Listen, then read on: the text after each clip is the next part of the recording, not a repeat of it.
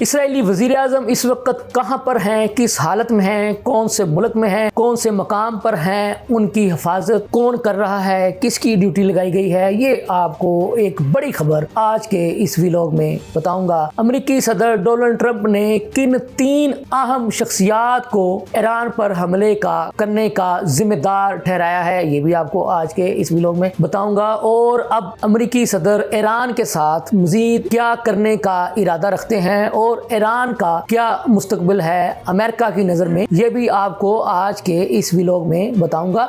लम्हा न्यूज़ के साथ मैं हूं आपका मेज़बान शहजाद मलिक। नाज़रीन, सबसे बड़ी खबर है, आपको पता है कि इस वक्त जो है एक ही मुल्क जो है वो पूरी दुनिया की तवज्जो का मरकज़ बना हुआ है और वो है ईरान। ईरान ने अब तक की सबसे बड़ी मज़ाहमत करके दुनिया की सुपर पावर अमेरिका और उसके बगल बच्चे इसराइल को बता भी दिया है, दिखा भी दिया है कि वो कैसे और किस तरह से उसका मुकाबला कर रहा है और आइंदा भी करेगा। तो अमेरिकी सदर जनाब डोनाल्ड ट्रंप साहब ने वाज़े कर दिया है कि अमेरिका की 3 शख्सियात ने उन्हें रिपोर्ट्स दी थी कि अगर आपने इस वक्त ईरान पर हमला ना किया तो फिर पता नहीं ईरान आपके साथ क्या कुछ कर गुजरेगा। तो उन्होंने बताया कि मैं तो ये हमला नहीं करना चाहता था, मैं तो बातचीत के लिए तैयार था, बातचीत की ही दावतें दे रहा था। अगर अब ये कहा जाए कि अमेरिकी सदर डोनाल्ड ट्रंप साहब भी यू टर्न ले रहे हैं अपने एक पाकिस्तानी दोस्त, जो उनका एक पाकिस्तानी दोस्त है, जिसको बल्कि वो उनका पाकिस्तानी दोस्त है, लेकिन एक जमात यानी पीटीआई वाले कहते हैं कि हमारे एक लीडर का जो है वो ट्रंप जो है वो बड़ा अच्छा दोस्त है। और आपको पता है वो लीडर भी जो है यू टर्न का मास्टर है, बल्कि वो एजाज़ समझता है यू टर्न लेना। तो अब ये कहा जाए कि ट्रंप साहब भी यू टर्न लेने जा रहे हैं और यू टर्न लेना चाहते हैं। मैंने तो आपको पता है, आज जो लम्हा न्यूज़ देख रहे हैं वो जानते हैं, मैं आपको ये बारहा ये कहता आया हूँ, कह रहा हूँ कि अल्लाह ताला के फजल करम से ईरान ये जंग जीत चुका है, ईरान को गायबी इमदाद मिल चुकी है और अमेरिकी सदर डोनाल्ड ट्रंप जो है वो ईरान के साथ पंगा लेकर फंस चुके हैं। और अब उन्होंने खुद जो है वो वाज़े कर दिया है अपने मीडिया के साथ गुफ्तगू करते हुए कि हाँ, मैंने अपनी 3 लोगों के कहने पर जो है वो ईरान पर हमला किया था। और अब जो अमेरिकी सदर हैं, क्योंकि उनको सेफ पैसेज चाहिए, वापसी का महफूज रास्ता चाहिए, जो कि उन्हें नहीं मिल रहा अब, और उन्हें इस बात का भी यकीन नहीं था कि आगे से ईरान की तरफ से इस किस्म की और इस शिद्दत की और इतनी बड़ी मज़ाहमत जो है उसका सामना जो है वो उन्हें करना पड़ेगा।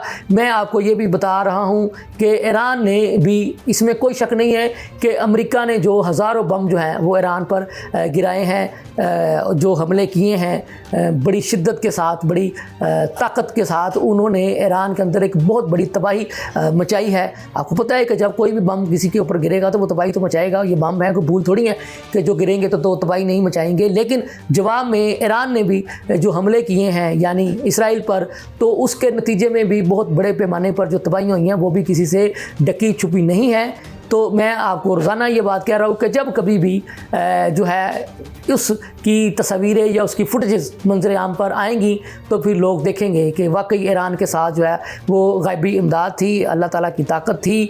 और 2 मज़ीद आपको पता है जो सुपर पावर हैं, जो मैं आपको बता रहा हूँ, यानी रशिया और चीन की जो है वो साथ खड़े होने की वजह से ईरान की जो है वो ताकत में भी मज़ीद इजाफ़ा हुआ।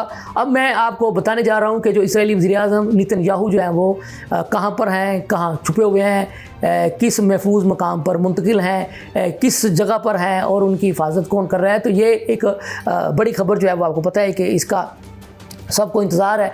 तो मैंने आपको ये बताया था कि इसराइल ने जो महफूज बंकर बनाए थे जो ज़ेर ज़मीन, तो उन महफूज बंकरों को भी ईरान ने, जैसे कि मैंने आपको बताया कि 2 जो बड़ी सुपर पावर हैं उनकी मदद से, उनकी टेक्नोलॉजी से और उनके जदीद तरीन हथियारों की वजह से उन बंकरों को भी नुकसान पहुंचाया है।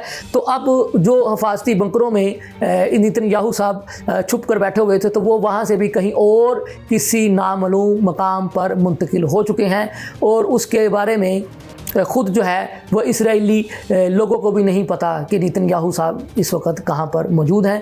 तो ये एक बहुत बड़ी डेवलपमेंट है कि ईरान के जवाबी हमलों के नतीजे में नेतन्याहू साहब को जो है वो छुपने की भी जगह नहीं मिल रही उनके इसराइल में। तो ये एक बहुत बड़ी कामयाबी है जो अब तक ईरान को हासिल हो चुकी है और आइंदा भी ईरान जो है वो कामयाबियाँ समेटेगा। अब देखने वाली बात यह है कि जो अमेरिकी सदर साहब जो हैं वो यू टर्न ले रहे हैं, वापस आना चाहते हैं, तो वो क्या करते हैं क्या नहीं। बहरहाल अभी इस वक्त तो जो है वो जंग का महाज जो है वो गर्म है।